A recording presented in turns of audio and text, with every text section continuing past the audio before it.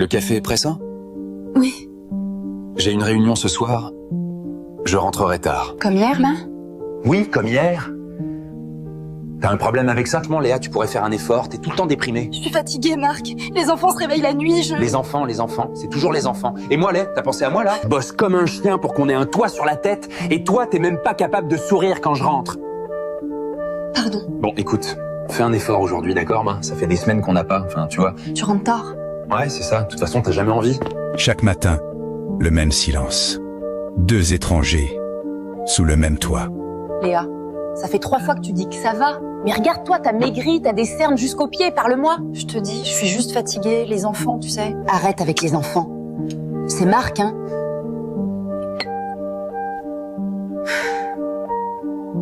Il ne me touche plus. C'est comme si j'étais pas là. Et les insultes? Il m'insulte pas.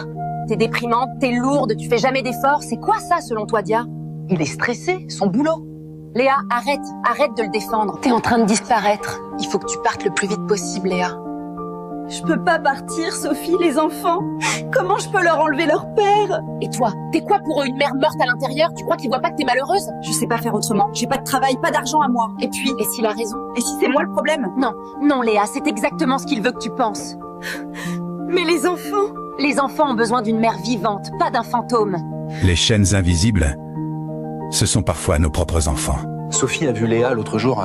Sophie devrait s'occuper de ses affaires. Marc, on se connaît depuis le lycée. Alors écoute-moi bien, je vais te parler franchement, d'homme à homme. Vas-y, balance. T'es en train de la détruire, Léa. C'était une fille brillante, pleine de vie. Et maintenant, elle ressemble à une ombre. Qu'est-ce que tu lui fais? Rien. Je lui fais rien, elle est dépressive, c'est pas ma faute. Tu rentres à quelle heure le soir? Tu lui parles comment? Tu la regardes encore? C'est compliqué. Ce que tu fais là, cette lente destruction, c'est dégueulasse. T'as des enfants, Marc. Qu'est-ce qu'ils apprennent de toi? Que c'est normal de traiter une femme comme ça? T'es qui pour me juger? Je sais que t'es en train de perdre ta famille. Et le pire, c'est que tu t'en rends même pas compte. Ou tu t'en fous. J'ai pas de leçons à recevoir de toi. Il faut parfois qu'un frère ose dire la vérité qu'on refuse d'entendre. Sophie, c'est moi. Je vais partir. Merci. Je prépare les affaires. Pardon, mes amours. Maman va vous sortir de là.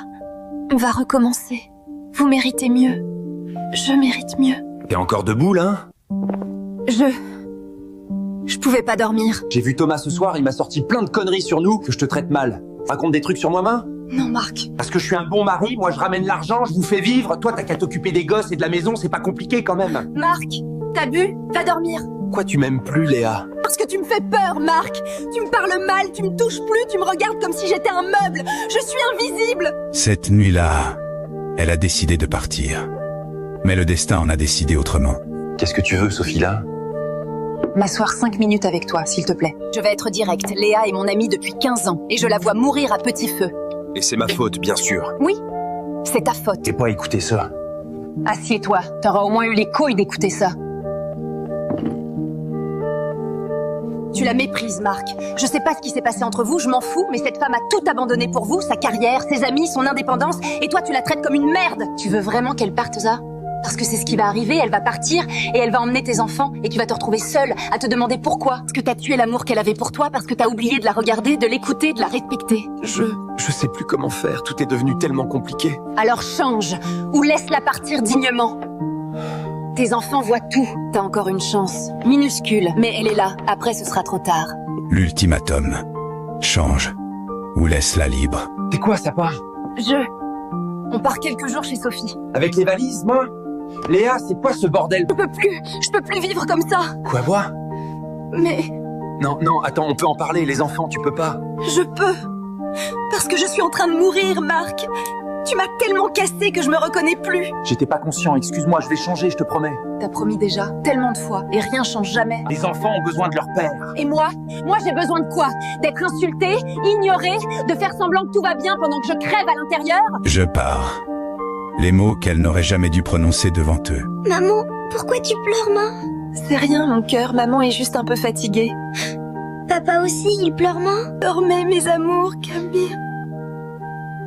Tout va bien, maman est là, maman sera toujours là.